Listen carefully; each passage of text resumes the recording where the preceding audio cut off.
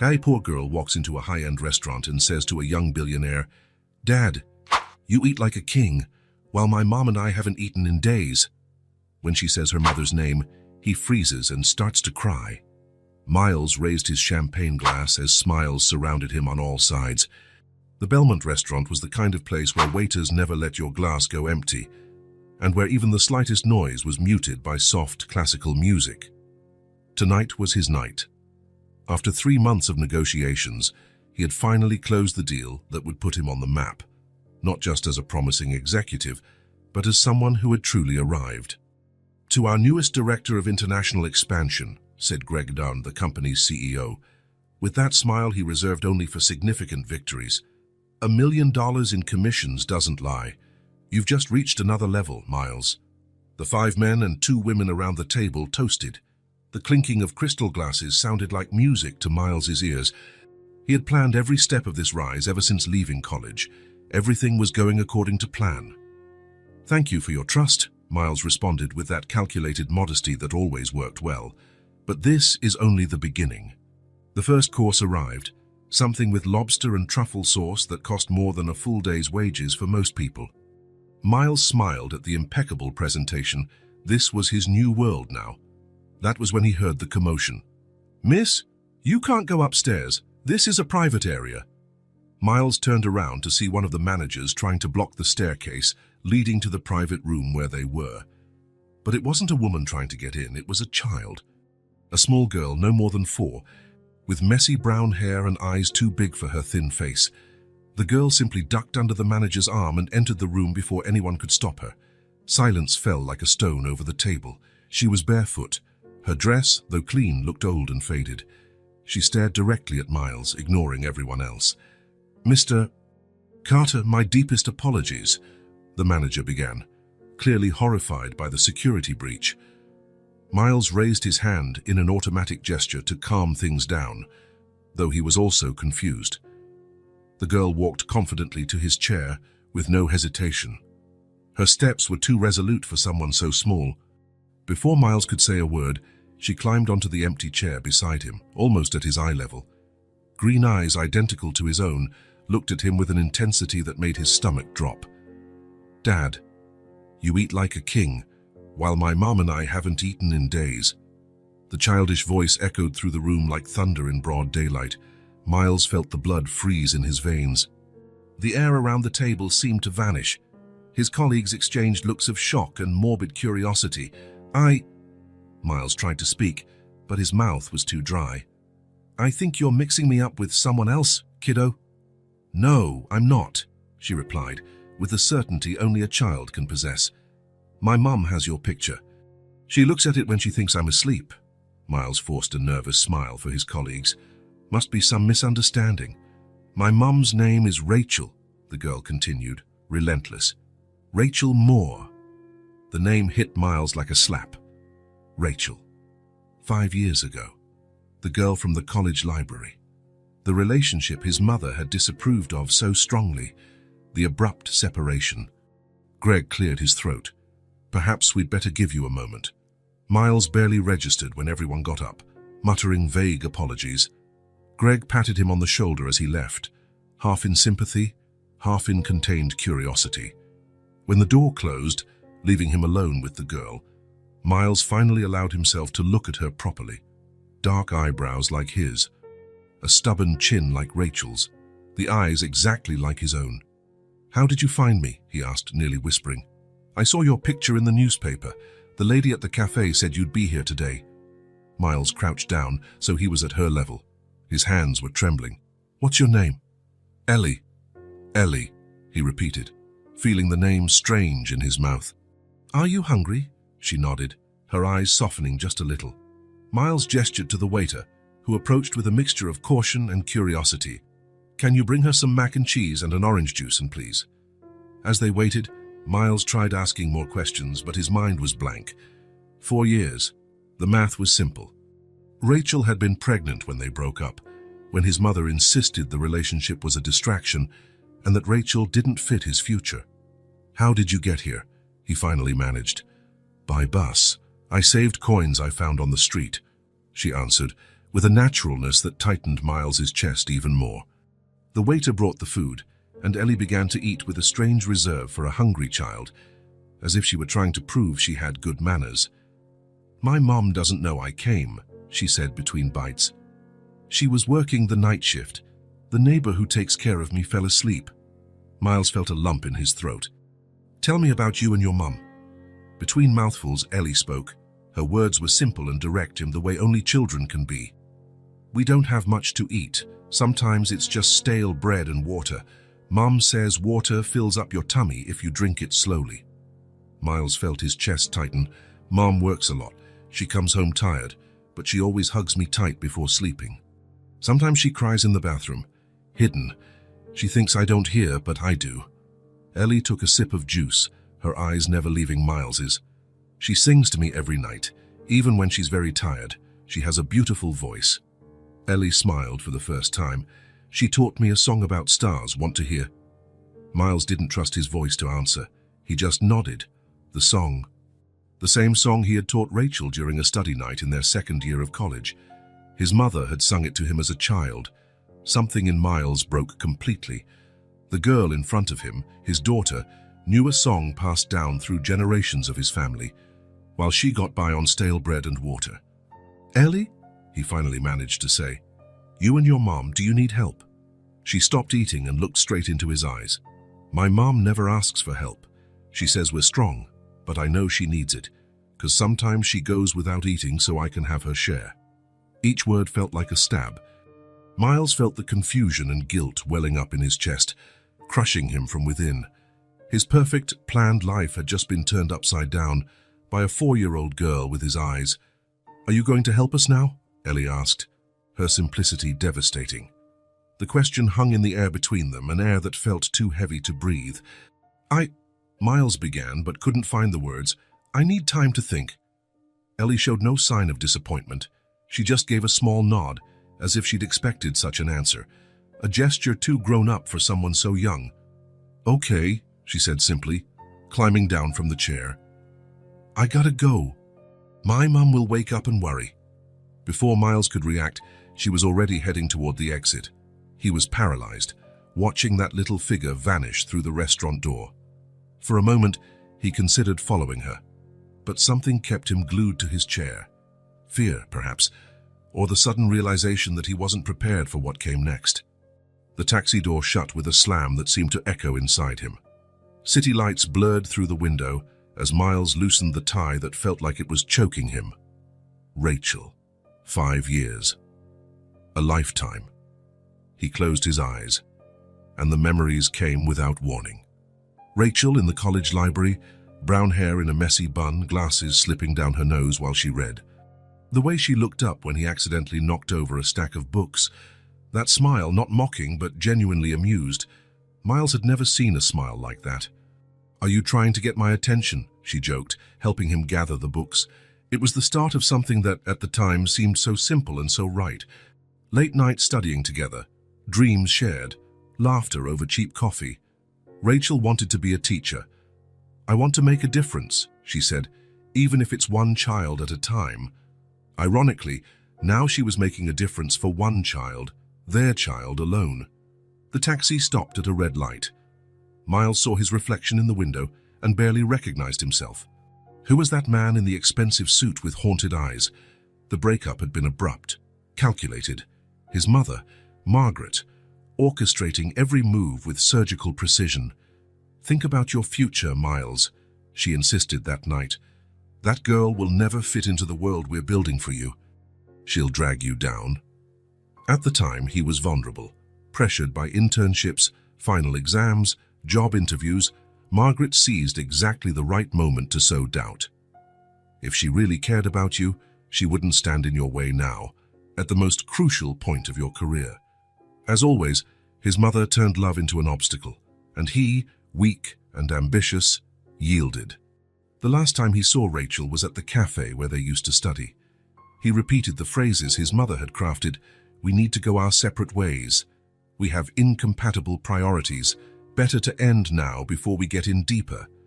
Cold, calculated words, words that weren't his but which he delivered as if they were. Rachel didn't scream or beg. She just looked at him for a long moment, as if searching for something in his eyes. Then she said quietly, "You're giving up something real for something that only exists in your head, Miles." She stood, threw her bag over her shoulder, and offered one last phrase before leaving. "I hope you find what you're looking for someday. And I hope you know it when you see it." After that, nothing. Rachel transferred to another university. He heard rumors, but never checked. He threw himself into studies, internships, interviews. He meticulously built the life his mother planned for him. A life of success measured in zeros in the bank and names on business cards. And now, that perfect, empty life had been flipped upside down by a 4-year-old girl with his own eyes. "We're here, sir," said the driver, interrupting his thoughts. Miles paid the fare and went into his upscale apartment building. The doorman greeted him, but he barely noticed. In the mirrored elevator, he saw his reflection under merciless lights. 32 years old. Successful. Alone. In his penthouse, he threw his jacket onto the Italian leather sofa and poured himself a pricey whiskey. The silence was oppressive. It always had been, though he'd never realized. Why now? Why? After 4 years, would Rachel send Ellie to him? The girl's words echoed: hunger, hidden tears, stale bread, a mother sacrificing her own food. Though suspicion grew within him. Had Rachel tried contacting him before? His mother had always filtered his communications after college. "To avoid distractions," she said. But what if... Miles put down his whiskey and went to his office. He turned on the computer and typed Rachel Moore into a search. Nothing relevant. He tried social media. No active profiles.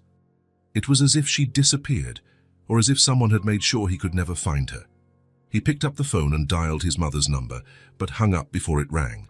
No. He needed a clear head. If Margaret really did hide this from him, she'd never admit it under direct confrontation. Miles went back to the living room and stared out the panoramic window at the city below. Somewhere out there, Rachel and Ellie, his daughter, were maybe going to bed hungry. The thought was unbearable. Tomorrow, he'd go back to the restaurant, ask if any staff saw which way the girl went. He'd check hospitals, schools, social services, any place with records. He would find Rachel and his daughter at any cost. Because, for the first time in years, something more important than contracts and profit demanded his attention, demanded answers to questions he'd never dared ask. Why the silence? Why the distance? And the most painful question, why had Rachel never told him about Ellie? Unless she had tried. Miles barely slept. The first hint of morning light found him already dressed, staring at the city from his apartment. The image of Ellie leaving the restaurant by herself haunted him all night. A 4-year-old child, alone on the street, his daughter. It still felt unreal, like a confused dream he couldn't wake from. By 7 o'clock, he was back at the Belmont. The restaurant was still closed, only cleaning staff inside. A different manager than the previous night opened the door, looking puzzled. "I'm sorry, sir, we're not open yet." "I'm not here to eat," Miles said quickly, more urgently than intended. "I'm looking for a little girl who was here last night. Brown hair, green eyes, about 4 years old. She's my daughter." That last part came out awkwardly, as if he were testing the words. The manager frowned, thinking, "Oh, the child who ran into the VIP area. I heard about that, but wasn't on duty. Let me call someone who was." Minutes later, a middle-aged hostess arrived, still wearing a coat over her uniform. "Yes, I remember that girl," she said. "She ran out right after you went back to the table. I thought you two just missed each other." "Did you see where she went?" The woman vaguely pointed right down the main street. "But after that, I really can't say." Miles thanked her and left. The main street was starting to bustle, shops opening, people heading to work. He walked slowly, scanning every alley, every corner. He stopped at a bakery. "Did you see a small girl here last night? Brown hair, 4 years old?" The baker shook his head. "I don't work nights, sir." A newsstand, a bus stop, a pharmacy.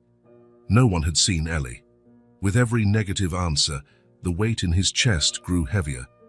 How had such a small child gotten home alone? His worry turned to fear. After 2 hours searching the area, Miles paused in front of a small cafe.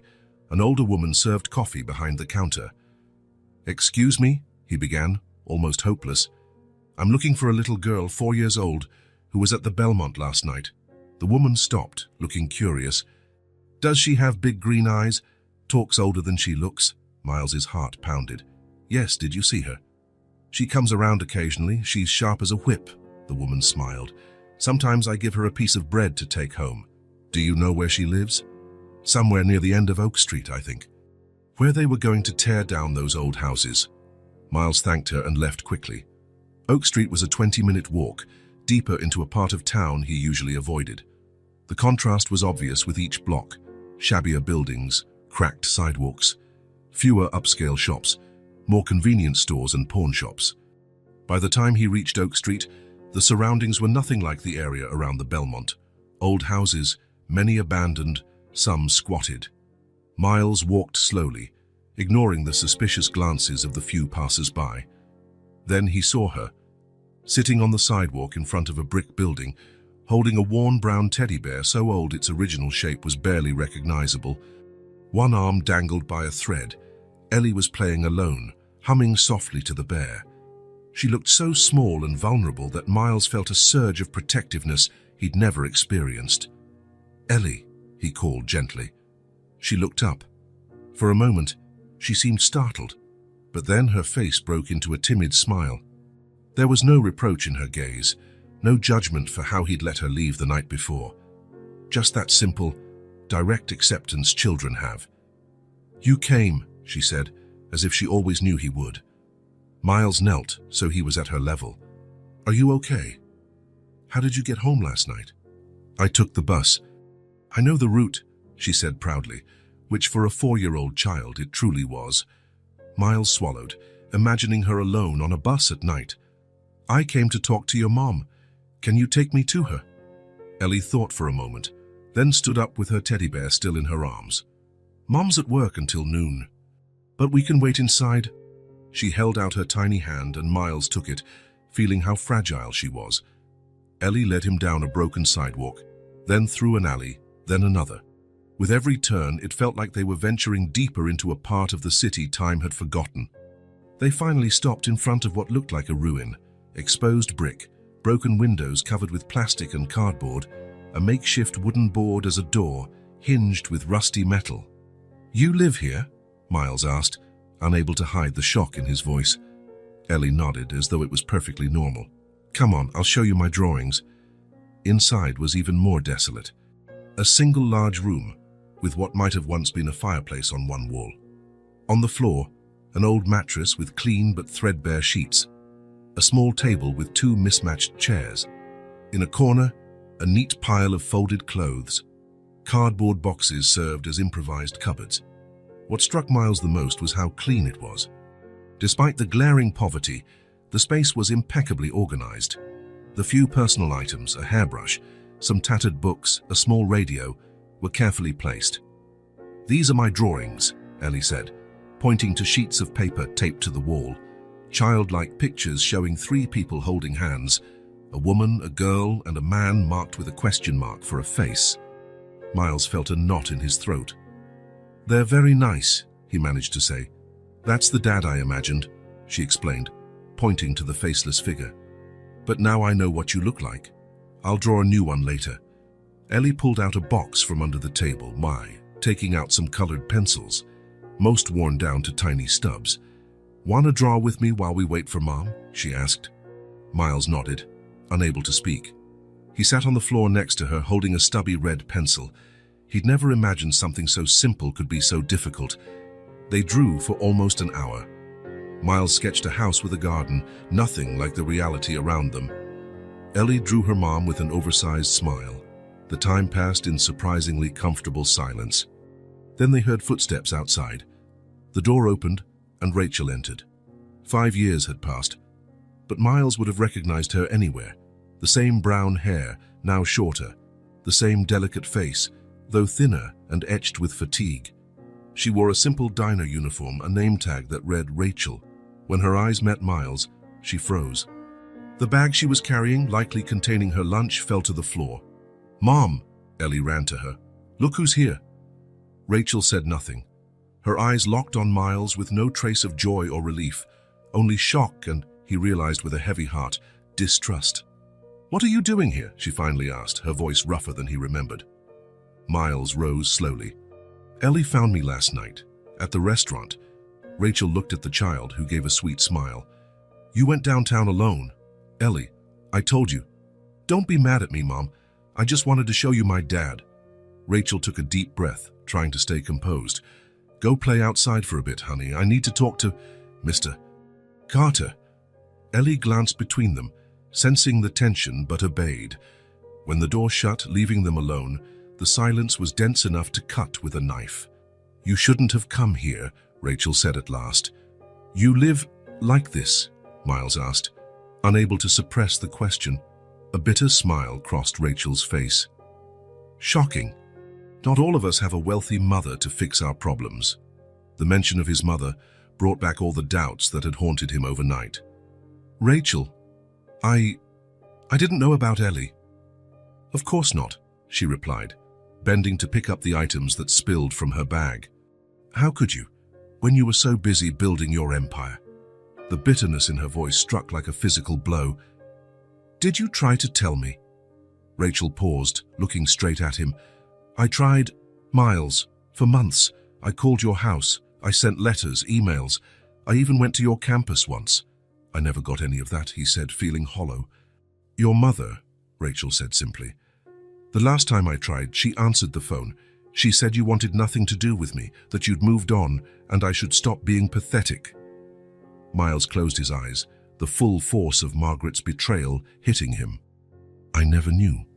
"Does it matter now?" Rachel asked, exhaustion in her voice. She placed the bag on the table. "What do you want, Miles? Why did you come here?" "I want to help you," he said, taking a step closer.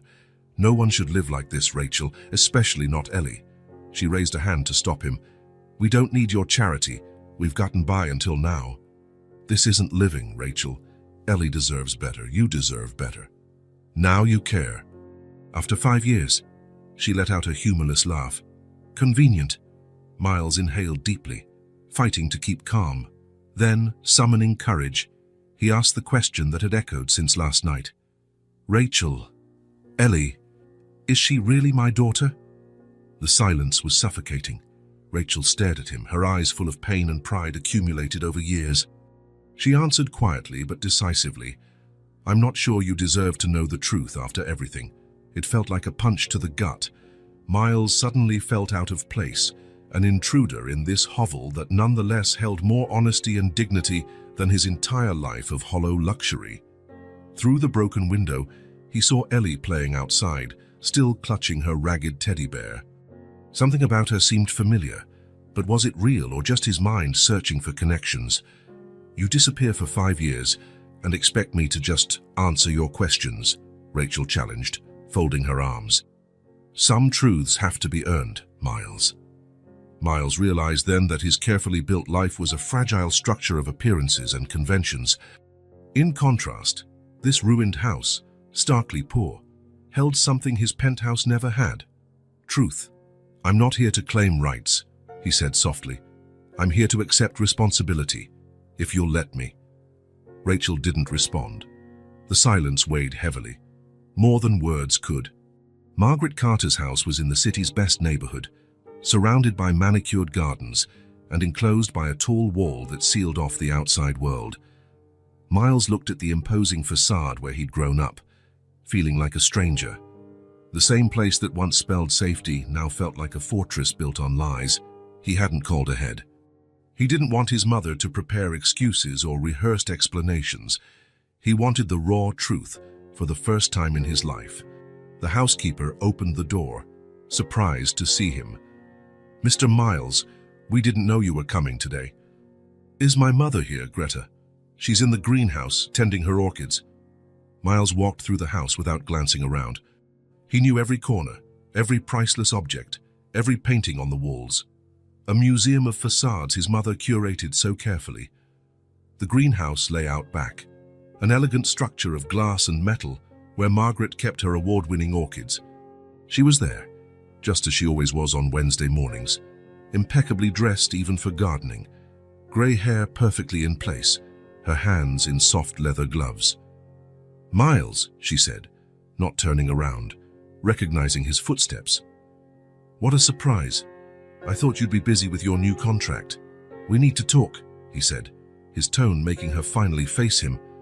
Margaret studied her son for a moment, her sharp eyes instantly noting something was wrong. "What happened? You look upset." "I met someone yesterday, or I re-met someone." Miles watched her closely. For a split second, so brief it might have been missed, he saw a flicker in her eyes. Worry, fear, guilt. "Who?" she asked, turning her attention back to an orchid she pruned. "Rachel Moore." Margaret's hands hesitated momentarily, then resumed their precise movements. "That girl from college. I thought you were over that phase." "It wasn't random," Miles continued, ignoring the dig. "A little girl came looking for me. Her name is Ellie. She's 4. Margaret placed her pruning shears on the table and removed her gloves, her movements deliberately slow. "And I assume this girl says she's your daughter." The coldness in her voice made Miles furious. "Rachel said she tried to reach me when she found out she was pregnant. She called the house, sent letters, emails. She even came to the campus. I never knew." "Strange, isn't it?" Margaret sighed, as if the conversation were a bothersome chore. "You were at the most critical point of your career. I merely filtered distractions." "Distractions?" Miles felt his temper rise. "Are you calling my daughter a distraction?" "We don't even know if she truly is your daughter," Margaret retorted with forced calm, though a hint of nervousness. "That girl probably saw your success and tried to take advantage." "Rachel lives in a condemned house," Miles stated, watching her reaction. "Ellie gets by on stale bread and water." "She's not after my money." Margaret fiddled with her pearl brooch, a gesture Miles recognized as a sign she felt cornered. "You've always been naive, Miles. Girls like that know exactly how to manipulate men like you." "What did you do with her letters?" The silence that followed was heavy. Margaret walked over to an especially rare orchid, a species she often said was worth more than some people's annual salary, and stroked its petals with feigned attention. "I did what any mother would do to protect her son. You destroyed them." It wasn't a question. "Yes," she finally admitted, turning to face him. There was no remorse in her gaze. "And I'd do it again."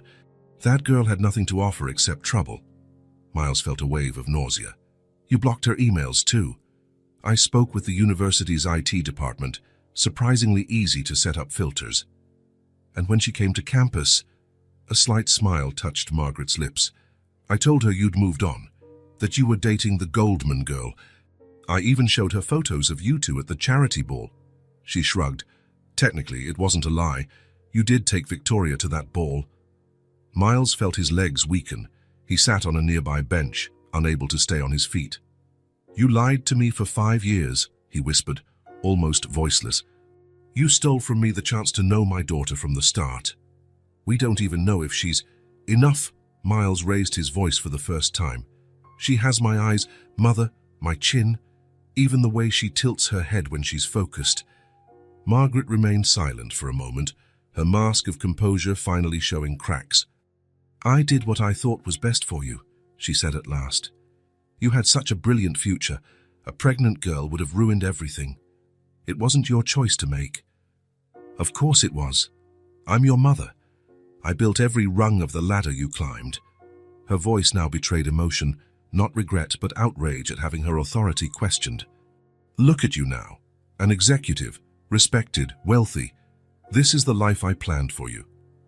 Miles looked around at the greenhouse, at the expensive orchids artificially maintained in a controlled environment, just as his mother had tried to do with his life. "What if I don't want this life anymore?" The question hung like a challenge. Margaret frowned, as if she couldn't understand.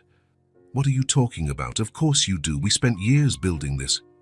"You did," he corrected her. "I just followed the path you laid out." Without questioning, Miles stood up, suddenly exhausted by the lies, the manipulation, this meticulously planned life. exhausted by being his mother's orchid on display. "Ellie went hungry, Mother. Actually hungry, while I was celebrating contracts in fancy restaurants," Margaret scoffed in annoyance. "Then give them money, fix the situation and move on. You don't have to turn your life upside down over a temporary mistake." "A mistake?" Miles felt a surge of rage unlike anything before. "We're talking about my daughter. A daughter you don't even know is yours," she countered, voice suddenly tense. "Miles, be rational. You've built something remarkable. Don't throw it all away on sentimentality." He looked at his mother, really looked, and saw something he'd never noticed. A void. Behind the perfection and control was a hollowness she'd tried to fill by dictating his life, molding him into her vision of success. "I don't think I'll ever forgive you for this," he said quietly, no longer shouting, but filled with a deep, searing clarity. Margaret hardened her expression. "One day you'll understand I did it out of love." "No," Miles replied, heading for the greenhouse door. "You did it out of control, and there's a big difference." Before leaving, he stopped at the threshold and looked back one last time. "I'm going to meet my daughter, Mother, with or without your approval. And for the first time, I'm going to figure out the life I actually want." As he walked away from the property, Miles felt a tremendous weight lift off his shoulders. For years, he believed his success was genuinely his. Now, he saw he'd merely inherited his mother's ambitions, her values, her narrow view of success.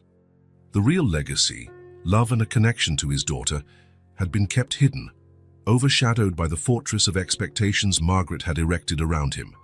Now it was time to discover what truly mattered, even if it meant tearing everything down and starting from scratch. Miles waited in his car across the street, watching the modest diner where Rachel worked.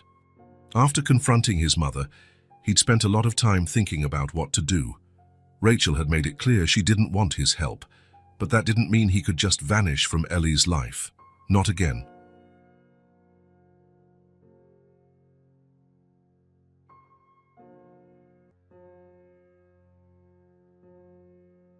PM. According to what he'd heard Rachel tell Ellie before leaving for work, the neighbor would pick Ellie up from preschool at 4. That left maybe 15 minutes, if that. He quickly drove to the small public school a few blocks away. The building was simple, with a modest playground enclosed by a low fence. He parked and waited, feeling as nervous as a teenager on his first date. The children started leaving after 4, some meeting parents at the gate, others lining up for school buses. Miles looked for Ellie until he spotted her sitting alone on a bench, hugging a tattered backpack with star drawings. He took a deep breath and got out of the car. Approaching slowly, he was aware he might look suspicious. A teacher noticed him immediately. "May I help you?" she asked, placing herself protectively between him and the kids.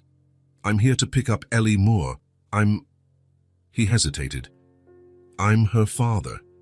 The teacher frowned. "No father is listed in her file. Just the mother and a neighbor." Miles felt a pang realizing he officially didn't exist in his daughter's life. "It's complicated," he tried. I've been away, but I can prove who I am."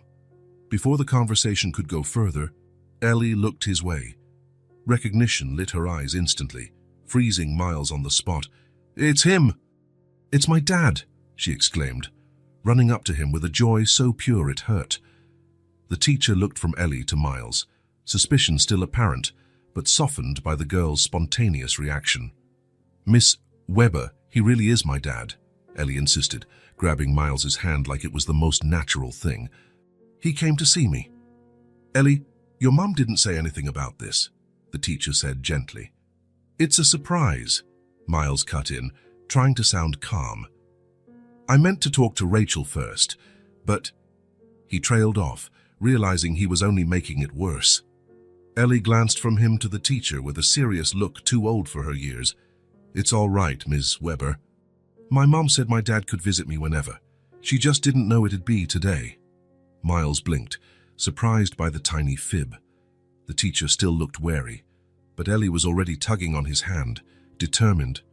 "Can we get some ice cream?" asked the girl. "Ellie," as the teacher began. "I'll have her back in an hour," Miles promised. "You can call me if you want." He offered his card, which the teacher took reluctantly. I'll call your mum, Ellie, she warned. She's at the diner, Ellie replied instantly. She doesn't finish until 7.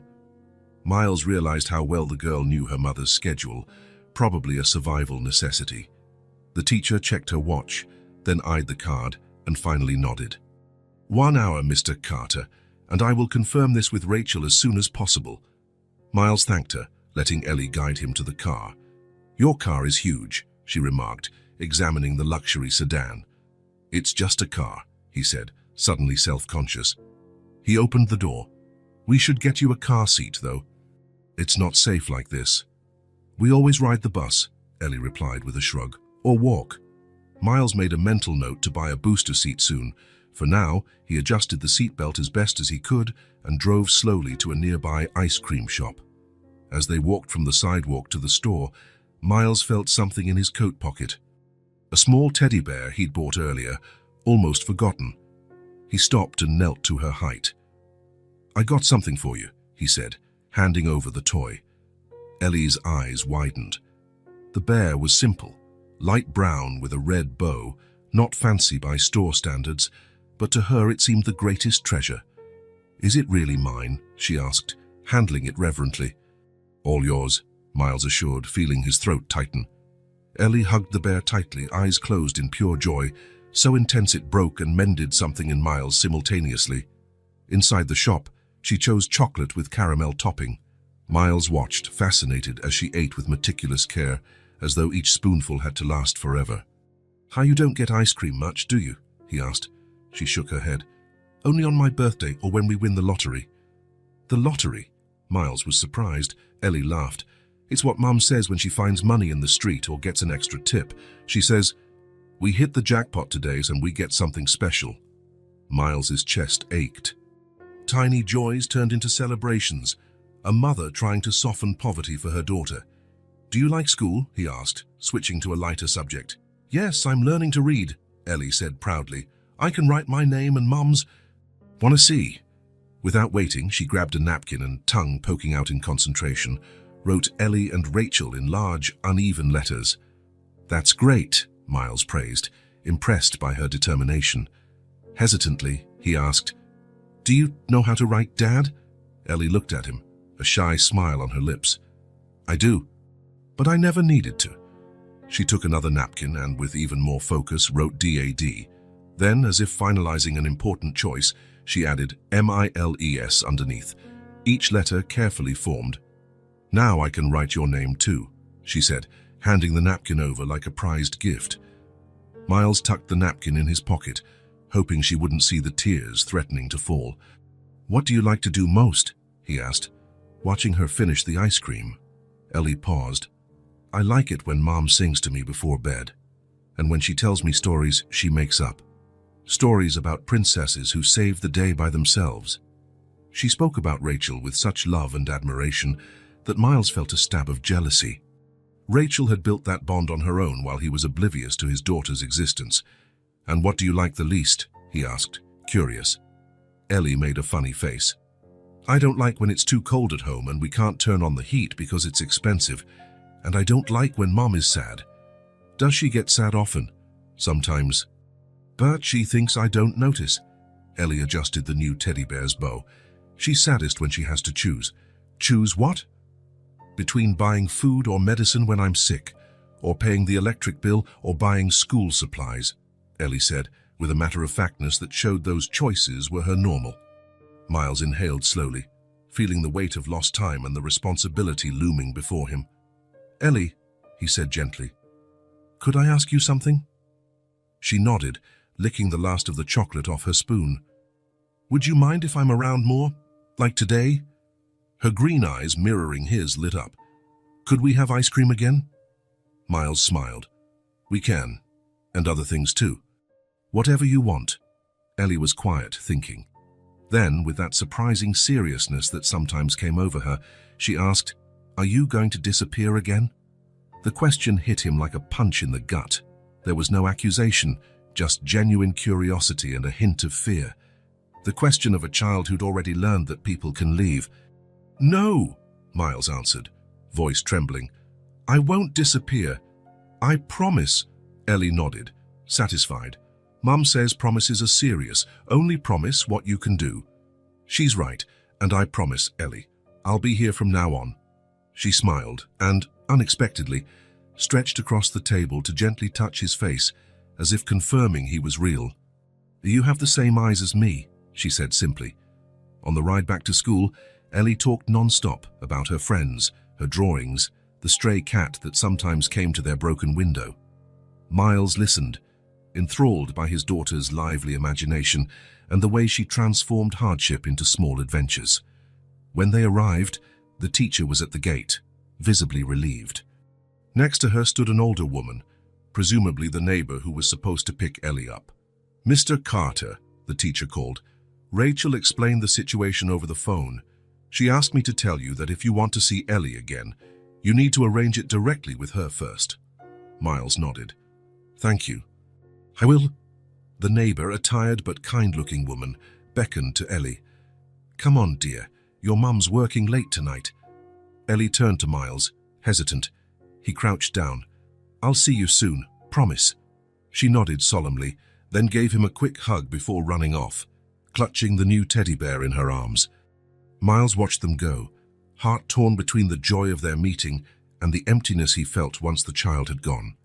Mr. Carter, the teacher added. Rachel said you two have things to sort out, but she told me to remind you that if you want to see Ellie again, you need to talk to her first. Miles nodded.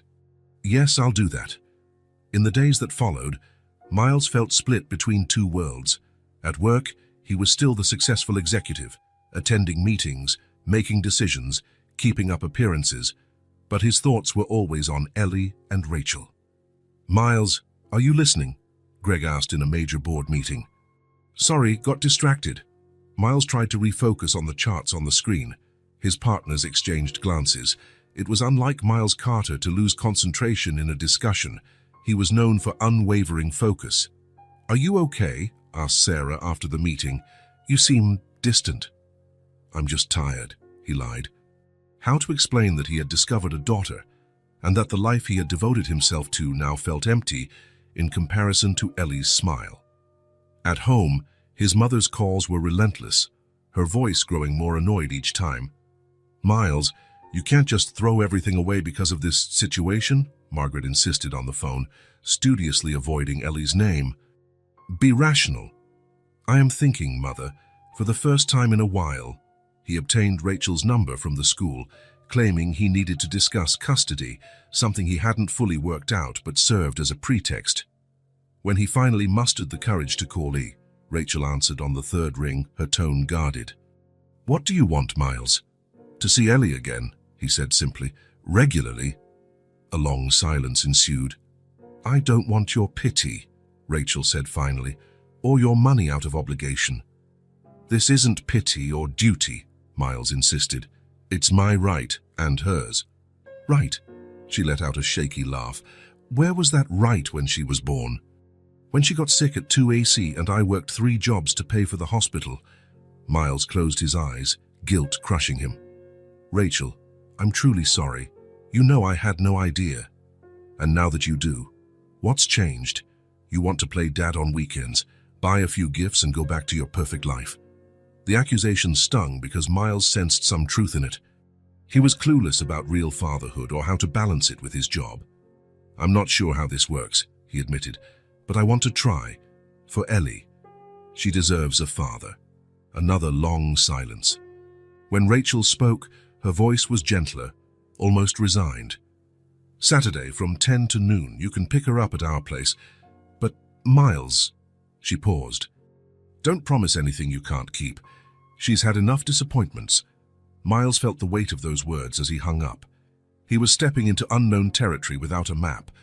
All he had was the certainty in Ellie's gaze, eyes so much like his own, and a growing conviction that, for the first time, he was doing something that truly mattered.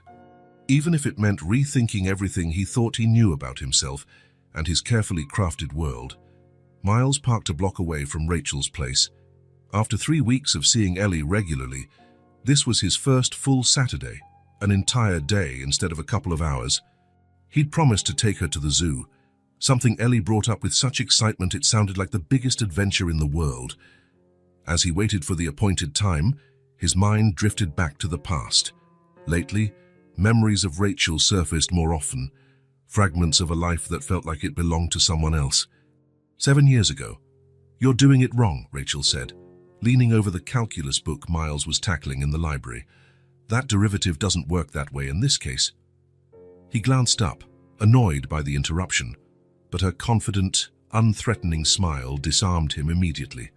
She wore her hair in a loose ponytail, glasses slipping down her nose, and a faded t-shirt from a band he didn't recognize. "Sorry," she went on. "I didn't mean to interfere. I just saw you struggling for 15 minutes and thought you might want help." "You know advanced calculus?" Miles asked, failing to hide his surprise. Rachel raised an eyebrow. "I'm on a full math scholarship, so yes, absolutely." She pulled up a chair and sat beside him, explaining the problem with a clarity no professor had matched. Miles noticed her hands as she wrote, long fingers moving deftly, her thumbnail slightly chewed. "See? It's not so bad once you get the hang of it." Miles looked at the solution, then at her, feeling something shift inside him. "Can I buy you a coffee as a thanks?" he heard himself ask. Rachel smiled, eyes bright with amusement or curiosity. "Maybe both. Only if it's the off-campus cafe. The coffee here is dreadful." And so it began. 6 months later. "I can't believe you've never been here," Rachel said, leading Miles through the bustling farmers market downtown. It was alive with colors on a Saturday morning, stands full of fruit, vegetables, artisanal breads, and cheese. Miles, used to the priciest supermarkets his mother frequented, felt simultaneously out of place and fascinated. "My family doesn't shop like this," he said, dodging an older lady looking at tomatoes. Rachel rolled her eyes. "Of course not. You probably have someone doing your shopping and cooking while you just show up for dinner." She was right, but there was no real judgment in her voice, just acknowledging a difference they were trying to navigate. "Come on, I want you to see something." Rachel took him to a stall at the far end, where an elderly man sold used books. "Mr. Patrick, this is Miles, the one I mentioned." The old man smiled, revealing crooked but kindly teeth. "Ah, the rich boy who's never read Vonnegut?" Miles blushed, but Rachel squeezed his hand. "I set something aside for you, Mr. Patrick said, handing Miles a worn copy of The Sirens of Titan. "Start with this. If you hate it, I'll never bother you again." Miles looked at the battered cover, then at Rachel, who watched with anticipation. "Thanks," he said, realizing she was sharing not just a book but a piece of her world. That afternoon, sitting on a park bench, she read aloud the first chapters, her enthusiasm infectious. Miles paid more attention to her than the text, captivated by how she embraced each moment fully, without reservations. She was so unlike everything he knew. A year later, "I can't believe you've never gone camping," Rachel said, finishing the setup of the small tent in a clearing. The summer sun was sinking, painting the sky orange. "My mother considers a 5-star hotel the bare minimum for travel," Miles replied, clumsily helping with the tent poles. Rachel laughed, a sound that always made him smile, no matter what. "Well, Mr. Carter, get ready to sleep under the stars like us mere mortals." Later, lying side by side on a sleeping bag under a sky full of stars, Miles felt a peace he'd never known. "My mum used to bring me here when I was little," Rachel said softly, "before she got sick. She taught me the constellations." "Show me," Miles asked, genuinely curious about that part of her life she rarely mentioned. Rachel pointed at the sky, tracing shapes among the stars, telling stories of gods and heroes. Then she sang a quiet lullaby about a girl who counted stars until she slept. "That's beautiful," Miles commented when she finished. "I've never heard it before. My mom made it for me. She said each star was a dream waiting to be fulfilled." Miles memorized the tune that night, asking her to repeat it multiple times. Later, he surprised her by singing it himself during a late-night study session when they were both exhausted. "How do you remember?" she asked, touched. "Some things are too important to forget," he said simply. A sound of a door opening pulled Miles from his reverie. It was time to pick up Ellie. He got out of the car and walked toward the makeshift home Rachel and her daughter now occupied. He approached quietly. The door was ajar, and instead of knocking, Miles peeked inside. Rachel was sitting on the edge of the mattress where Ellie lay, the little girl's hair spread over a worn pillow. Rachel gently ran her fingers through Ellie's hair, singing softly, the same star lullaby he'd once shared with her in college. "Mom," Ellie murmured drowsily, "sing the part about stardust again." Rachel smiled and continued the gentle tune, her voice as sweet as Miles remembered. Something broke inside him at that moment, a wall he hadn't even realized he'd built. That song, which he thought was merely a fond memory of a lost love, had become a bridge connecting past and present, Rachel, Ellie, and the life he'd had versus the one he might have led. Rachel finished, kissing Ellie's forehead. "Dad is taking me to the zoo today," Ellie mumbled, half asleep in what appeared to be a morning nap. "I know, darling. To rest a bit more before he comes." Miles backed away a few steps, then finally knocked on the door, pretending he'd just arrived.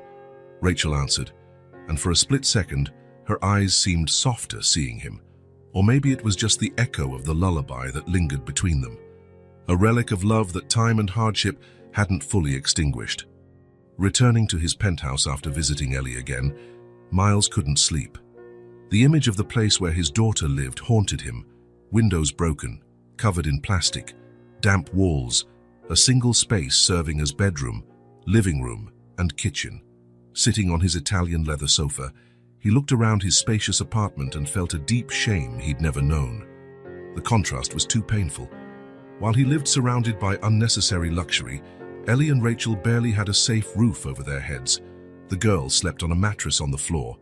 She had no bedroom of her own, no bookshelves, though she loved stories. Not even a window that closed all the way to protect her from the cold. The next morning, during a crucial meeting about the company's expansion into Asia, Miles found himself unable to focus. The voices of the executives around the table sounded distant and irrelevant. "Miles, how about the third quarter figures?" Greg asked, cutting through his thoughts. "Sorry, could you repeat that?" Miles loosened his tie, trying to ground himself in the moment. Greg frowned, clearly irritated. "Are you okay? You're not yourself lately." "I'm fine," Miles said automatically, though he knew it was a lie. After the meeting, Sarah cornered him in the hallway. "What is going on?" she asked directly. "At first I thought you were just tired, but it's been weeks now that you seem to be in another world." Miles considered lying again, but something inside him gave way. "I found out I have a daughter." Sarah's eyes went wide. "My God, Miles, how—" "Long story. She's 4, named Ellie, and—" He hesitated, breathing in. "She and her mother live in conditions you wouldn't believe." For the first time, Miles spoke openly about the situation. Sarah listened without interruption, her face shifting from shock to empathy. "So, what are you going to do about it?" she asked at last. The question hung in the air for a few seconds. What would he do? Weekend visits and a few gifts weren't enough. "Not anymore." "I don't know yet," he admitted, "but I can't leave them living like that." In the following days, Miles was even more distracted at work. He arrived late, left early, and spent hours on the phone with real estate agents. During an important video conference with Japanese investors, he caught himself drawing houses on his notepad. Simple houses with large windows and a small yard for Ellie to play in. In his apartment at night, he researched schools in that part of the city, parks and community centers, anything that could give Ellie and Rachel a safer environment without yanking them out of their world entirely. One evening, Margaret called. "Greg told me you've been missing important meetings," she said, skipping any greeting. "What's going on?" "I'm reorganizing my priorities, Mother," Miles replied matter-of-factly. "This is because of that child, isn't it?" "Miles, we talked about this. You can help them financially without compromising your career. Some things are more important than a career." Silence on the other end spoke volumes. For Margaret Carter, nothing mattered more than career, status, and appearances. Miles had once spoken that language fluently, but now found it foreign. "You're throwing away everything we built," Margaret finally said, voice cold with disappointment. "No, Mother. I'm building something different." After 2 weeks, Miles found the perfect place, a small house with 2 bedrooms and a backyard. in a safe but not showy neighborhood. Simple but comfortable furniture, freshly painted walls, well-sealed windows. Nothing fancy, just dignified. Exactly what Rachel deserved. Exactly what Ellie deserved. He signed a 1-year lease with an option to buy not wanting it to feel like charity, but rather a genuine commitment. The following Saturday, after taking Ellie to the park, Miles asked to speak privately with Rachel. The little girl went to play in the small front yard of the makeshift home, leaving them a moment alone. "You seem tense," Rachel noted, sitting in the only intact chair in the place. "Something happened." Miles inhaled deeply, choosing his words carefully. "Rachel, I've been thinking a lot these past few weeks. About Ellie, about you, about the way you two live." She instantly bristled, shoulders squared. "We're doing the best we can. Not everyone has the privilege of—" "I know, and I'm not judging you," Miles cut in. "Actually, I think it's amazing how you've managed everything. Raising Ellie by yourself all these years." Rachel relaxed slightly, though her eyes still held caution. "But every time I leave, I can't stop thinking about how it leaks here when it rains, or how Ellie doesn't have her own room, how you work 2 jobs and still barely make enough for food." "We're surviving," Rachel said, though less firmly now. Miles glanced around at the cracked walls, the bucket placed to catch drips, the exposed wiring that was a constant danger. "No one should have to live like this," he said, voice gentle but determined. "You both deserve better. Let me help. Not to save you, but to fix what I broke." Rachel crossed her arms, a gesture he recalled from college whenever she felt vulnerable. "You didn't break anything alone. It takes 2 to dance. Even so, Ellie shouldn't have to pay the price for our mistakes." At that moment, as if summoned by hearing her name, Ellie came to the door, still hugging the teddy bear Miles had given her. "What are you talking about?" she asked, curious. Miles looked at Rachel, letting her decide how to answer. After a brief hesitation, she waved Ellie over. "Miles wants to help us get a better place," she explained, speaking carefully. Ellie's eyes grew wide. With windows that close, and no leaks. The simplicity of the child's wish, just functional windows, caused Rachel's guarded posture to drop a notch. Her gaze met Miles's, and for the first time since their reunion, it wasn't purely resistant but actually contemplative. "I don't want your charity," she said quietly. "It's not charity, Rachel. It's responsibility." Ellie, sensing her mother's hesitation, walked over to Miles and took his hand, a gesture so natural it was as though she'd done it all her life. "Please, Mom," she said, looking between them with the surprising intuition she sometimes had. "Can we go?" Rachel watched her daughter for a long moment. Then, with a sigh that carried the weight of years of solitary struggle, she slowly nodded. "Not for you," she told Miles, though without real hostility. "For her. That's all I ask," he replied softly. 3 days later, Rachel and Ellie saw the house for the first time. Miles stayed back intentionally, letting them explore on their own. When he finally followed them inside, Ellie was sprinting from room to room, squealing with delight. "Mom, there's a real bathtub and closets. And look, a real bed." Rachel stood in the middle of the living room, looking around with an expression that was hard to read, a mixture of reluctant gratitude and wounded pride. "It's more than I expected," she said when she saw Miles. "It's the bare minimum," he replied, holding out a set of keys. "They're yours." "No conditions, no strings." Rachel hesitated before taking them. "But how will we pay for it?" "You won't. I've already taken care of the payments." "Miles, I can't just accept." "You can, and you will," he interrupted gently. "Not as charity, but as a right. Ellie's right to have a safe home, and your right not to have to choose between rent and food." Rachel stared at the keys in her hand, then at Ellie, who was already deciding which corner of her new room to keep her few toys in. "I still don't fully trust you," she admitted quietly. "I know I don't expect you to, not yet. But maybe someday." Over the next week, Miles helped them move, not that they had many possessions to carry. A few clothes, some kitchen items, Ellie's drawings, Rachel's worn books. a whole life that fit into a handful of boxes. Once they settled in, Miles left a small stack of new children's books on a shelf in Ellie's room, carefully chosen based on stories she'd said she liked. For Rachel, he left a simple vase of daisies on the kitchen table, the same flowers she used to pick around their old college campus. In the weeks that followed, Miles gave them space, visiting only when invited, usually to see Ellie. The girl thrived in the new environment. She slept better, ate better, smiled more often. One Sunday afternoon, while Miles sat on a small bench in the backyard, Ellie was playing with a new stuffed dog in the freshly cut grass. She invented elaborate stories, giving different voices to each imaginary character. Rachel walked out of the house carrying lemonade on a tray, looking more relaxed than usual. "She's different," Rachel said, sitting at a safe distance from Miles. "More like a child."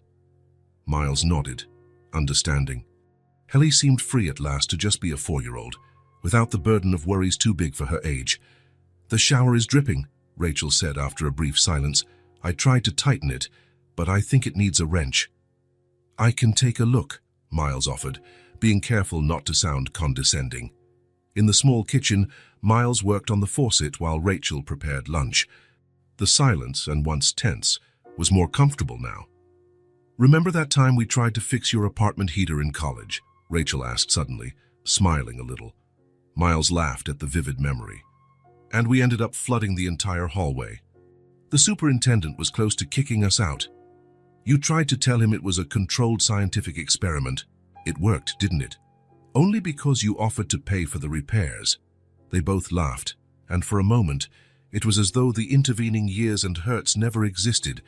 Just Rachel and Miles again, sharing an inside joke. Ellie, drawn by the laughter, ran in, seeing them together. She beamed with a joy Miles had never seen. She sprinted into his arms, as if that were the most normal thing in the world. "Dad, come see what I built in the yard."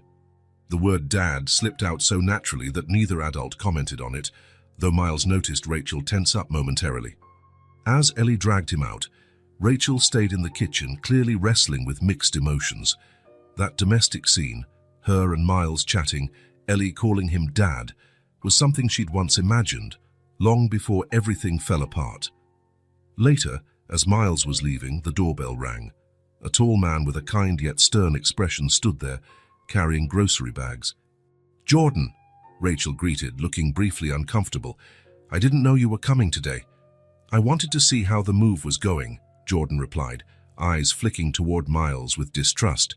"I brought some of those things you said you needed." "Thanks, that's really thoughtful." Rachel introduced them briefly. "Jordan, this is Miles." "Miles Jordan, he's a friend from the diner." The two men shook hands stiffly. Miles sensed Jordan's protective stance toward Rachel and Ellie, and he respected it. After all, Jordan had been around while Miles hadn't. "I was just leaving," Miles said, understanding the hint. "I'll see you next weekend, Ellie." The girl ran for a quick hug, still surprising him every time. "Bye, Dad. Come back soon." Driving off, Miles spotted Jordan entering the house with the groceries, Rachel closing the door behind him. He felt a pang, not exactly jealousy, but a reminder of what he'd missed, those everyday, ordinary moments he'd never experienced with them. Yet there was also a new feeling within him, not hollow regret, but a sense of purpose. For the first time, his actions aligned with deeper values, not someone else's expectations. The bridge between the past and an uncertain future was being built slowly, each small shared moment a plank carefully laid across the gulf that had separated them. Miles knew it would be a long process without guarantees, but for the first time in years, he felt he was on the right path. Not the path his mother had drawn, nor the one he had envisioned for himself, but a path of genuine transformation built on truer choices. Autumn arrived, bringing cooler afternoons and golden leaves that began to cover the small backyard. Almost 2 months had passed since the move, and a quiet routine had taken shape. Miles visited on weekends, sometimes during the week, always maintaining a respectful distance that Rachel seemed to appreciate. On that Sunday, the sun shone with that particular autumn glow, softer, more golden, as though preparing the world for shorter days. Ellie was a few yards away, constructing an imaginary town with rocks, sticks, and fallen leaves. Rachel and Miles sat on the back steps, drinking coffee. The silence between them no longer felt loaded with tension, but had become something almost familiar. "She seems happier here," Miles remarked, watching Ellie explain something to her teddy bear about the Leaf Castle. Rachel nodded. "She sleeps through the night now. No nightmares about drips or strange noises." "And you?" Miles asked gently. "Are you happier?" Rachel pondered the question, looking into her coffee cup as if searching for the right words. "I'm calmer," she finally said. "It's different not worrying about whether we'll have enough to eat or if the roof will survive the next storm." They fell silent again, watching Ellie play. It was strange how, after so many years apart, they could share these moments, still not entirely comfortable but peaceful. "Jordan hasn't been around much," Miles commented casually. Rachel offered a faint smile. "He thinks I'm making a mistake, letting you back into our lives like this. Do you think it's a mistake?" Rachel turned to look at him directly. "I haven't decided yet." No text in the original. Paragraph intentionally skipped to preserve numbering. "Rachel," he began, his throat dry, voice shakier than intended. "Why didn't you ever tell me for sure? I need to know, is Ellie my daughter?" Time froze between them. Rachel didn't avert her gaze, but something changed in her eyes, like an important decision was being formed right then. Without speaking, she stood and went inside. Miles remained where he was, afraid he'd crossed a line and ruined the fragile peace they'd built in recent weeks. Ellie glanced his way, then returned to her leaf construction, lost in her own world. Minutes later, though it felt like hours, Rachel returned. She carried a small, worn wooden box, setting it between them on the steps. "I kept this all these years," she said, her voice low but steady. "Even when we moved from one place to another, barely had food. I never could throw it out." Carefully, she lifted the lid. Inside were several envelopes, folded papers, and small objects. A faint scent of old paper and faded perfume escaped, echoing the past. Rachel began taking items out, one by one. First, a bundle of letters, all addressed to him, dated 5 years earlier. "Copies of the letters I sent," she explained, running her fingertips over his name in her handwriting. "I made copies because something told me you'd never get them." Then a small brown envelope. She pulled out a black and white grainy image, an ultrasound. 12 weeks, Rachel said, brushing her finger across the picture. "That's when I knew she was a girl." Finally, a photograph. Miles and Rachel standing by the campus lake, arms around each other, smiling without a care. On the back, a date and a simple handwritten phrase, "Always us." "I tried. Many times," Rachel said, voice trembling with pent-up emotion. "But your mother did everything to keep me away. She said you'd changed, that you didn't want me anymore, that you'd forget me soon. Then, I was gone from your life." Miles stared at the items, the weight of the truth crashing down. The proof was right there. Ellie was indeed his daughter. Margaret had known all along, choosing pride and control over honesty. "Why did you keep all this?" he asked, barely louder than a whisper.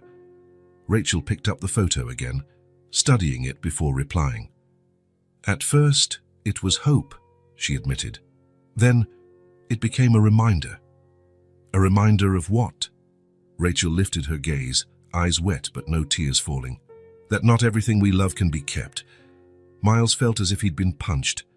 The evidence before him spoke of a greater betrayal than he'd imagined, not just by his mother, but by himself for being so easily swayed, not fighting for Rachel. "She didn't want a girl like me near your family's name," Rachel went on, voice barely a whisper. "But Ellie was never a mistake. Never." Miles watched Ellie, fully absorbed in her leafy fortress a few feet away. How could he have missed it? The same eyes, the same chin, the same expressions. Part of him had likely known it from the very first moment he saw her. It was devastating. Miles felt everything inside him crumble. His image of his mother, the years lost to the love left behind. His entire life built on illusions now collapsed. He stood abruptly, needing to move to process this avalanche of revelations. He walked around the tiny yard, the crunch of dry leaves underfoot sounding like an echo of wasted years.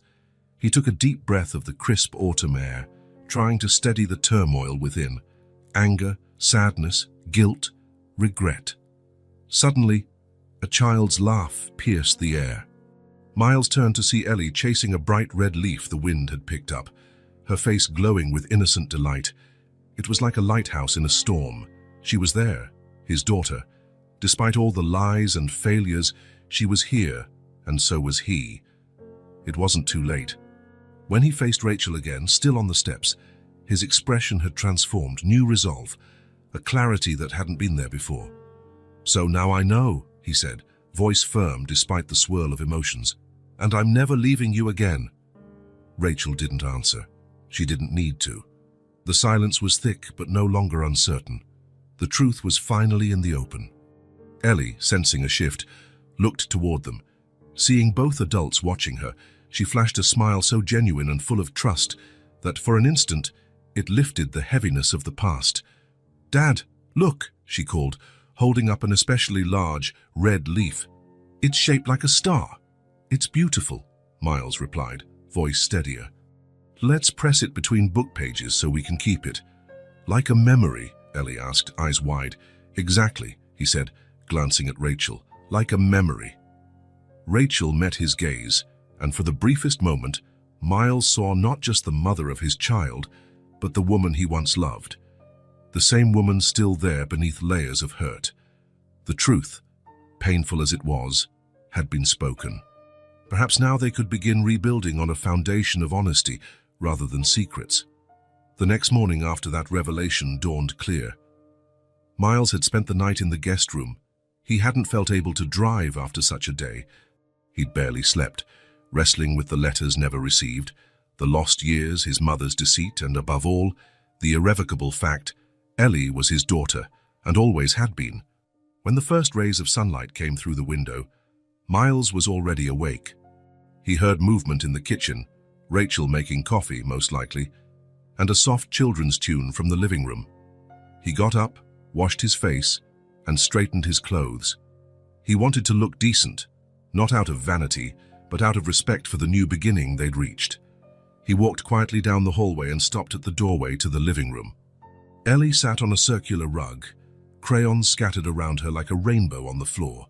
She was intently drawing on a large piece of paper, tongue sticking out in concentration, an expression that reminded Miles of himself.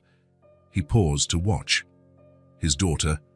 The concept still felt vast, a reality that no longer was just a possibility. It was established, supported by letters, ultrasound photos, and Rachel's confession. Slowly, he approached and sat on the rug beside her. Ellie glanced at him, smiled, and returned to her drawing, not at all surprised to see him there so early. Already, his presence was normal to her. "What are you drawing?" he asked, leaning closer. Ellie held up the paper. "A house with Mom, me, and you, but you have a really big smile now." Miles looked at the three stick figures, one tall with dark hair, one medium with brown hair, and one small in a red dress. All held hands in front of a bright, colorful house. The figure representing him had an enormous, lopsided grin. "Why is my smile so big?" he asked, genuinely curious. "'Cause now you know you're really my dad," Ellie answered, with childlike certainty. "And that makes people happy. Mom said so." Miles's heart clenched. How could a 4-year-old grasp so clearly something that was still so new to him?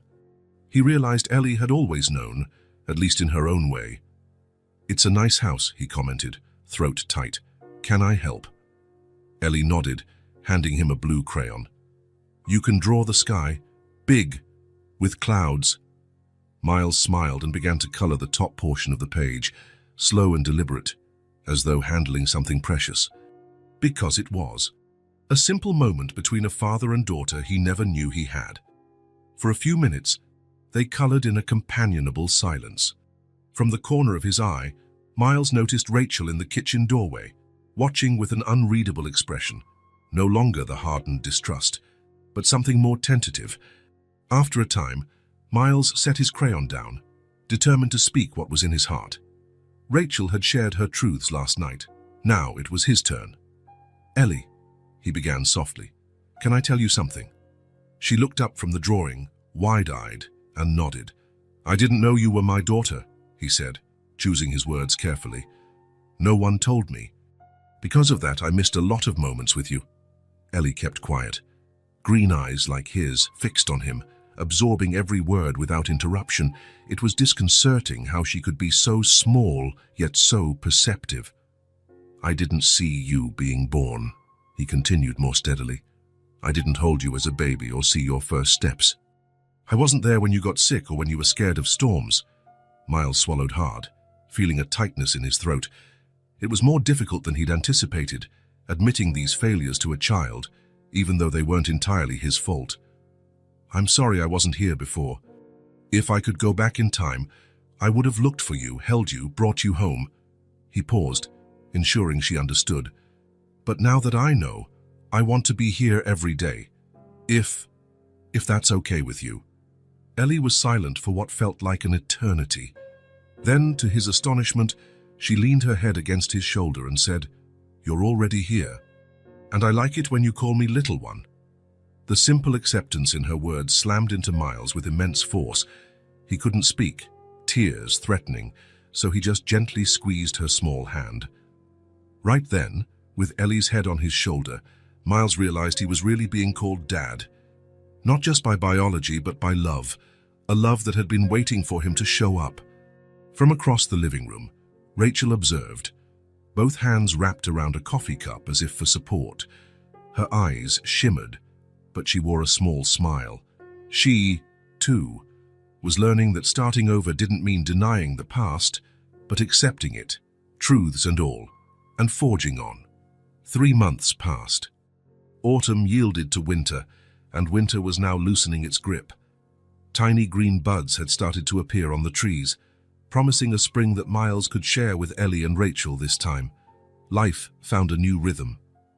Miles rented an apartment just 10 minutes from Rachel's house, close enough to visit daily, but with enough distance to respect the space she still needed. He cut back on his hours at work, delegating tasks he once considered non-negotiable. His priorities had changed, just like that. Every morning before work, he stopped by to have breakfast with Rachel and Ellie.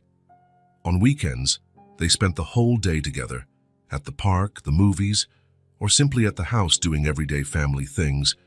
Gradually, Miles became part of the routine, lazy Sunday mornings, lunches in the backyard. Rachel, initially guarded, gradually let her defenses down. It wasn't love, not yet, and maybe never, but there was a new camaraderie between them, a mutual respect built on long-hidden truths and acceptance of the past. One almost spring afternoon, Miles was in his office reviewing contracts when his assistant announced, "Your mother is here, Mr. Carter. She insists on seeing you." Miles felt his stomach drop. Since discovering the truth about Ellie, he'd ignored Margaret's calls, unable to confront her without anger taking over. But time had turned that fury into something colder and more measured. "Send her in," he said, sitting up straight. Margaret Carter entered, impeccably dressed, but with a subtle difference. A hint of fragility Miles had never seen. Her eyes, usually calculating, looked tired, almost regretful. "Miles," she began, her voice lacking its normal confidence. "Thank you for agreeing to see me." "What do you want, Mother?" he asked bluntly. Margaret didn't sit. She stood by the chair, gripping the handle of her luxury purse, clearly ill at ease. "I want to ask your forgiveness," she said, as though the words were foreign. "I know what I did is unforgivable. Hiding your daughter from you, there's no excuse." Miles studied her, half expecting some manipulative angle, but for the first time, he saw only a woman weighed down by her own choices. "Why now?" he asked. "After all this time?" Margaret turned to look at the window before answering. "I've been thinking about legacies, Miles, about what we truly leave behind. I built a life of material success, but," she paused, "in the end, relationships matter most, and I've destroyed the ones that count." She hesitated, taking a breath. "I'd like to meet my granddaughter. Undo some of the damage, if that's even possible. If you'll allow me." Miles was quiet, absorbing it. part of him wanted to deny her, to make her pay for the stolen years. Another part, maybe the part awakened by Ellie, saw beyond the rage. "It's not just my call," he said eventually. "I'll talk to Rachel and Ellie too." "I understand," Margaret said, a slight smile of gratitude curling her lips. "That's more than I deserve." A few days later, after long talks with Rachel, who, surprisingly, was open to the idea, Margaret arrived at their home. She carried a large box of carefully chosen children's books and there's on top a homemade strawberry cake. Miles waited on the porch with Ellie by his side. The girl watched the newcomer with curiosity, clinging slightly to her father's leg. "Who's she, Dad?" Ellie asked in a low voice. Miles lifted her into his arms, comforted by his daughter's small weight, and spoke gently. "She's your grandmother. She came to meet you." Standing in the doorway, Rachel watched, her expression layered with tension and a glimmer of hope. She had allowed this visit not for Margaret, but for Ellie, to give the girl the chance of a complete family, something Rachel herself had never known. Margaret approached cautiously, as if scared to startle a wild animal.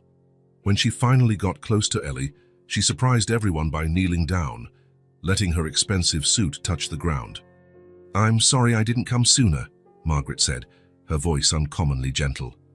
"I brought a cake. Do you like strawberry?" Ellie studied the older woman's face for a moment, then looked at Rachel, as if seeking approval. Rachel gave a tiny nod, small but loaded with meaning. "I do like it," Ellie finally answered, a shy smile forming. "And I like books too." "How perfect," Margaret said, indicating the box she carried. "I brought some I think you'll enjoy." It was a beginning, small and fragile, but still a beginning. And in that simple gesture of a grandmother meeting her granddaughter for the first time, the circle began to close. 14 weeks later, on a Sunday afternoon, the four of them were gathered in the backyard. Ellie sat on Miles's lap, Rachel next to them on a simple garden chair, and Margaret reading a story about a little girl traveling among the stars. It was a scene none of them could have imagined just months ago, so unlikely, it almost felt impossible. Yet here they were, forging new bonds atop the ruins of old ones. The lost time couldn't be recovered. Miles knew that. Ellie's first steps, first words, all the early milestones would never come back. But the future was still open, still unwritten, and it could be shaped with presence, love, and above all, truth. "One more story, Grandma," Ellie begged when Margaret closed the book. "It's getting late, sweetheart," Miles said gently, noticing the setting sun. "Just one more, Dad," Ellie pleaded, using those eyes he was quickly learning to be powerless against. Rachel laughed softly, sharing a knowing glance with Miles, the kind of silent communication only parents truly master. "I guess we can make an exception tonight," she relented. A fresh start wasn't a miraculous change, Miles had learned. It was a choice all of them made daily. They chose to forgive, chose to trust, chose to rebuild, step by step, moment by moment. Spring arrived in full bloom. One particularly lovely morning, Miles, Rachel, and Ellie walked together to the little school. Ellie walked in the middle, holding both their hands and occasionally hopping over the sidewalk cracks as if they were obstacles in an epic quest. Rachel wore a light dress, her hair free in the mild wind. Over the past few months, something between them had shifted. Their initial camaraderie deepened. Their late-night conversations after Ellie went to bed lasted longer. Shared laughter became more frequent. "So, have you decided?" Ellie asked out of nowhere, interrupting their peaceful silence. "Decided what, little one?" Miles asked. "Whether you're going to live together," she said, sounding exasperated at repeating the obvious. "You said you'd think about it." Miles and Rachel exchanged a glance over Ellie's head. It was an issue they'd been discussing slowly, carefully, not wanting to rush. A step neither wanted to take lightly, yet one that felt increasingly natural. "We're still talking," Rachel answered softly. Then, to Miles's surprise, she reached out and took his hand, fingers lacing gently with his. Ellie noticed and smiled, apparently satisfied. "That way, we can all eat together. Right, Dad?" Miles squeezed Rachel's hand, his heart full. In that small gesture lay the entire journey they'd traveled, from lies to truth, distrust to acceptance, the past to a new present they were building. "Yes, my love," he told Ellie, "now and always." The lost time was finally discovering a new rhythm, a quiet restart and yet one brimming with life. And Miles understood that small actions, a name spoken at the right time, a hand extended in reconciliation, a long-hidden truth revealed, could transform an entire life. This story wasn't about perfection, but about having the courage to begin again, about the strength of a woman who safeguarded her daughter with dignity against all odds, about the power of a man who, confronted with the truth, chose love over pride, and about a little girl who, without knowing it, taught them the most essential lesson of all, that true love, when real, always finds its way back home. The end of winter didn't just bring flowers, it brought hope. Hope that the future could be different, that each of them might find redemption in the simple daily act of being present. Miles no longer started his mornings with numbers and spreadsheets alone. He now looked forward to a giggling 4-year-old and a cup of coffee shared with a woman whose eyes had once completely captured him. Sometimes, late at night, he'd stare at the ceiling, recalling the swirl of events that had brought them here. A child appearing unexpectedly in the Belmont restaurant, the frantic search through city streets, the confrontation with his mother. It all felt like another lifetime. In that sense, maybe it was. The Miles who lived exclusively for deals and status seemed like a ghost, a person he no longer recognized. Rachel, for her part, still carried hurts that wouldn't vanish overnight. She told him more than once that trust was like a delicate plant, needing careful tending. But at least now she gave him that chance. Ellie remained the shining thread that bound them. Every day she greeted Miles with fresh excitement, as though she half expected him not to show up, yet rejoiced when he did. Over time, that lingering doubt softened into something steadier. One afternoon, after picking Ellie up from school, they passed by a bookstore, and Miles decided to go in. He let Ellie choose any book she liked. She picked a beginner's reading primer filled with bright pictures and short sentences. The grin on her face was worth more than any paycheck he'd ever earned.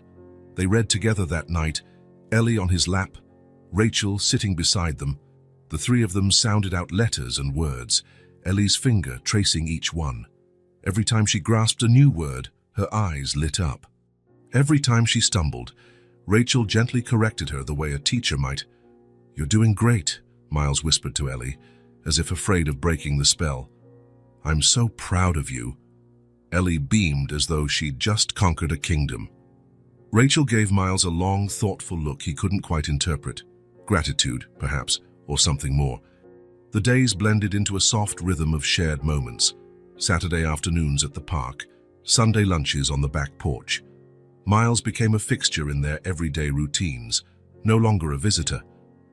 The thought of returning to his old life felt alien, a relic from a person he used to be. At work, Greg noticed a change in Miles's attitude. He wasn't the same relentless negotiator. He delegated deals he used to handle himself. He'd excuse himself early to pick Ellie up or meet Rachel for dinner. Some partners thought he was losing his edge. But Miles realized he didn't care about that edge as much as before. The drive that once propelled him toward bigger checks and grander titles seemed hollow compared to watching Ellie laugh over a simple, silly joke. The day he placed his resignation letter on Greg's desk felt both terrifying and liberating. He wasn't giving up business altogether, but he needed something that aligned with his new sense of purpose. Maybe a consultancy, maybe a smaller firm. He wasn't sure. He only knew he wanted to be present for his daughter's life in a way he'd never been for anything else. Margaret's presence also shifted. Though she'd started coming around to see Ellie, the old manipulative side of her had softened, or perhaps it had been stripped away by guilt and regret. She'd bring small gifts or show up with groceries, unsure how to fix past wrongs but trying anyway. Rachel still treated her with a polite distance, protective of Ellie's well-being. She recalled all too well the cruelty that had separated her from Miles years earlier. But for Ellie's sake, Rachel allowed room for a sort of tentative peace. On one visit, Margaret shyly asked Ellie if she'd like piano lessons. When the girl responded with wide-eyed excitement, Rachel nodded her approval. It was a tiny step, but an important one for a grandmother who finally understood she had something to give, besides disapproval and control. The day Miles took Rachel and Ellie to see a small cottage for sale at the city's outskirts felt like a milestone. The house was modest, with a cozy living room, 2 bedrooms and a little garden. But it had a sturdy roof and large windows that let in the morning sun. Ellie raced around each room, already imagining where to put her drawings and books. Rachel walked quietly, running her fingers along walls freshly painted in warm colors. Miles watched them both, his heart feeling more at home there than in any penthouse. Standing by the kitchen window, Rachel folded her arms and gazed outside. The property backed up against a small wooded area, its leaves just budding with new life. She seemed lost in thought. "Penny for your thoughts," Miles asked softly. Rachel turned to him. "It's more than I ever expected." She paused, inhaling the scent of fresh paint. "Are you sure about this?" "I'm sure about starting a life together," Miles said, his voice steady. "With you and Ellie. No more secrets, no more missed years." Rachel's eyes shone with unshed tears. She gave a trembling nod. "Then I guess it's time to begin." Ellie's voice echoed from the next room. "Mom, Dad, look, there's a closet just my size." They exchanged a smile, the word Dad still sending a warm jolt through Miles. They followed Ellie, listening to her chatter about decorations and bedtime stories under a real, leak-free roof. A month later, after a maze of paperwork and a few last repairs, the house was theirs. Miles spent nights painting walls and sanding floors, with Rachel by his side. Sometimes Ellie helped too, leaving little palm prints in corners that would become cherished memories. On moving day, Jordan showed up, offering to carry boxes. He and Miles shared a brief, friendly handshake. No tension this time, just an understanding that they both cared for Rachel and Ellie in different ways. Margaret also arrived with prepared meals. It was a strange gathering of people once divided by lies and misconceptions, now united, if awkwardly, in the shared goal of giving Ellie a true home. When all was done, the house was still sparse, but it felt warm, alive. Rachel placed fresh flowers on the kitchen table. Ellie eagerly tacked up her drawings on her new bedroom wall. Miles, exhausted but content, leaned against the doorframe, watching his daughter in a room that was finally her own. "Dad, can I put my star poster here?" Ellie asked, pointing to a spot above the bed. "Sure, little one," he replied, helping her pin it carefully. "Right there. Perfect."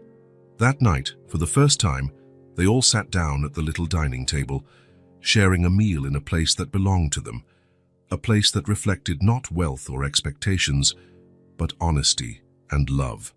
After dinner, Ellie curled up on the couch with her worn teddy bear, the new puppy plush, and a mound of blankets. Rachel sat beside her, humming that familiar lullaby about a girl who counted stars until sleep claimed her. Miles joined in quietly, his deeper voice blending with Rachel's softer tone. Ellie's eyes fluttered as sleep approached. In that simple, unremarkable domestic moment, Miles felt a profound sense of belonging he'd never experienced, even in his mother's opulent mansion or his own penthouse. He gently picked Ellie up, carried her to her new bed, and tucked her in. She stirred slightly, murmuring, "Dad, I love you." "I love you too," he whispered, kissing her forehead. He stood there a moment, watching her breathe, overwhelmed by gratitude and a fierce desire to protect this little life. Rachel waited in the hallway, arms folded around herself as if uncertain. Miles approached her, feeling the tension of unspoken words between them. "I never stopped loving you," he said quietly. She stopped him with a gentle hand on his chest. "It's okay. Maybe we both made mistakes. Maybe we can start over too." Her voice wavered, but the resolve in her eyes was clear. "I'd like that," Miles replied, covering her hand with his own.